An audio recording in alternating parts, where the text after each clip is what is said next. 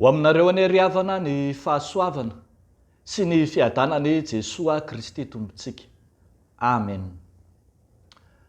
Faly hatrany manolotra ny mofinaina tenin'Andriamanitra ho antsika amin'ity andro anio ity.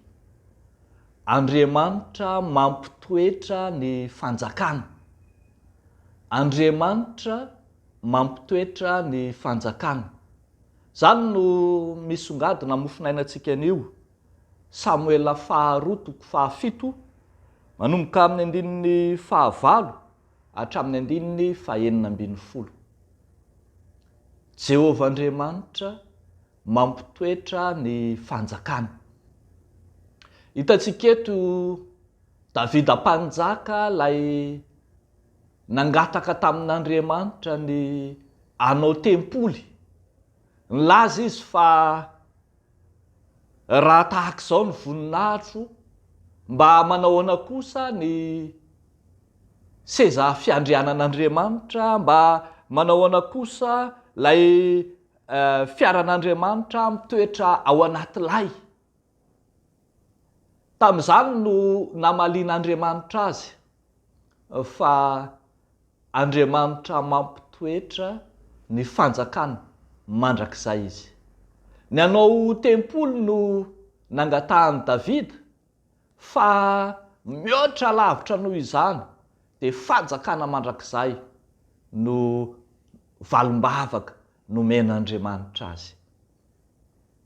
Eto hitantsika tsara fa raha mamaky ny mofinaina isika dia iantoan'Andriamanitra mihitsy ny nanomboka tany amin'ny fiantsona an'i Davida ho mpanjaka ka hatramin'ny taranaka rehetra ho avy any aorianany.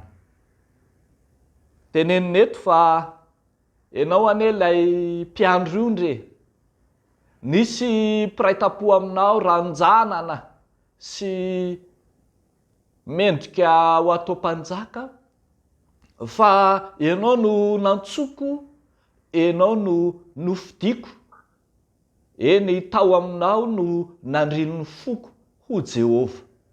Ary nanomboka tamin'izany dia nanorina fanekena taminao ary tsy nanatsoaka izany.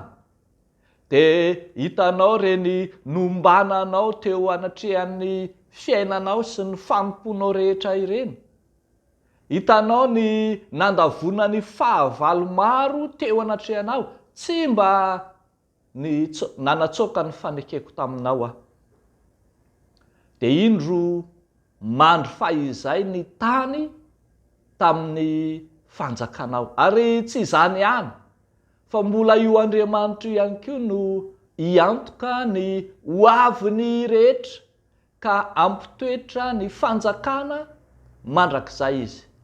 Tsy hiala eo amin'ny zanak'olmbelona Davida ny seza fiandrianany, tsy mba tahaka an'izay nahazo an'i Saoly no ahazo anao. Saoly dia notendrena ho mpanjaka saingy tsy naharitra ny seza fiandrianany, tsy nitohy ny fanapahana, tsy nitohy tany amin'ny taranaka.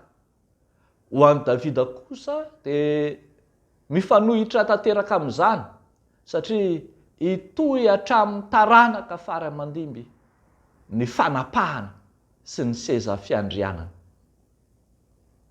Ary raha manaraka tantara isika dia mahita fa marina tamin'i Davida zany no hamarin'Andriamanitra taminy ny fitoeran'ny seza fiandrianana hatramin'ny taranaka. Ary dia indro tonga taty amin'ny Kristy lay fanapahany Davida, ka dia nisy tokoa ny solofo ny tsipoka avy amin'ny taranaka Davida, izay mitondra fahazavana ho an'izao tontolo izao. Lay Mesia izay mitondra famonjena dia Jesoa Kristy, lay taranaka Davida. Rehavako malala ao amin'ny Tompo, tsy manatsoaka ny fanekeny amin'ny olom-bohositra Andriamanitra. Efa niantso izy, efa nifidy izy, dia miazona izany mandrakariva ary mampitoetra hatramin'ny taranaka faramandimby. Ianao ihany koa mety olom-bohosotra Andriamanitra, mety nandray antso tamin'ny endriny maro samihafa tamin'Andriamanitra, voafidin'Andriamanitra, dia tsarovy fa ao aminao ny faneken'izy Andriamanitra. Mety misy zavatra angatahanao aminy, mety tsy ahafapo anao ny valim-bavaka, saingy tsarovy kosa fa izay asoanao no tanjon'Andriamanitra. Mihoatra lavitra noho izay eritreretinao sy angatahanao no ataon'Andriamanitra aminao. Eto anie hitantsika fa ny anao tempoly no mba fanirian'i Davida ho an'Andriamanitra, saingy ny hanorina fanjakana mandrakizay kosa no sitrak'izy tompo eo amin'ny Davida. Nambarany fa tsy anao fa ny zanakao no hanao tempoly ary seza fiandriananao ho mandrakizay. Mihoatra lavitra noho izay nangatahany Davida no nataon'Andriamanitra taminy. Ary tsy tamin'ny Davida ihany no maro zany, fa hitantsika ihany koa tamin'ny andron'ny Solomona mpanjaka. Raha nangatahan'Andriamanitra Solomona ny amin'izay tiany, dia nangataka fahendrena. Kanefa hitanao tsara ny fitondran'Andriamanitra ny olom-bohosiny. Mihoatra lavitra noho izay nangatahan'i Solomona no nomeny. Akoatra ny fahendrena dia nomeny azy ny harena, nomeny azy ny fiadanana. Ho anao ihany koa ry havako malala, mpanompon'Andriamanitra olom-boafidy amin'ny endriny maro samihafa, amin'ny andraikitra maro samihafa, amin'ny fanomezam-pahasoavana maro samihafa. Matoki an'Andriamanitra ilay mampitoetra, matoki an'Andriamanitra dia ho azonao hitokisana izy hitantana ny fiainanao.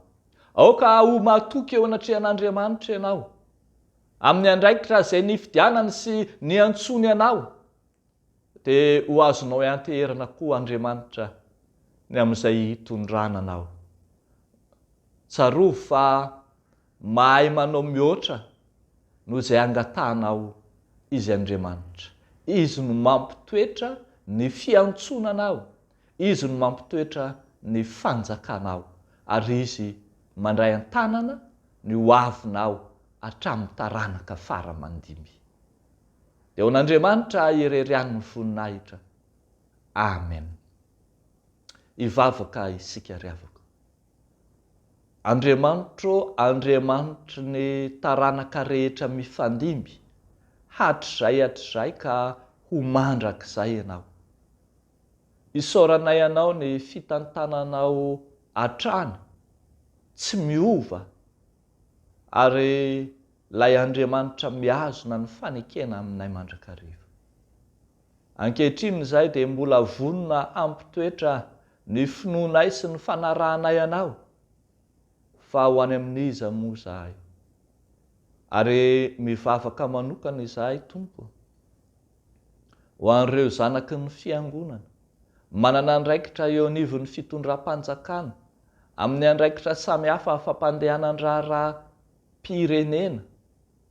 Angataka izay mba ho feno fahamasinanao ka hanao ny marina mandrakariva izy ireny. Atahotranao Andriamanitra amin'ny fanaovana ny asany, ary dia ho ambinina sy hitondra fampandrosoana. Mivavaka izahay ho an'ny mpiarabelona aminay amin'izao akatoko ny Noely izao, ireo mahantra sy nampahantraina, ireo ory sy nampahoriana, ireo fadiran'ovana sy sahirana amin'ny fivelomana, ireo izay mandry tsy lavoloha, misasatra mitady izay hoanina isan'andro, ireo mivaky tratra mamelona ny ankohonana, indrindra ireo malagasy sahirana entinay eo anatrehanao. Tompo, mba miaiare azy ireny araka ny fombanao ary tanterao amin'izy ireny ny famindram-ponao. Amin'ny anaranao Jesosy no anaovanay izany vavaka izany. Misaotra Tompo. Amen.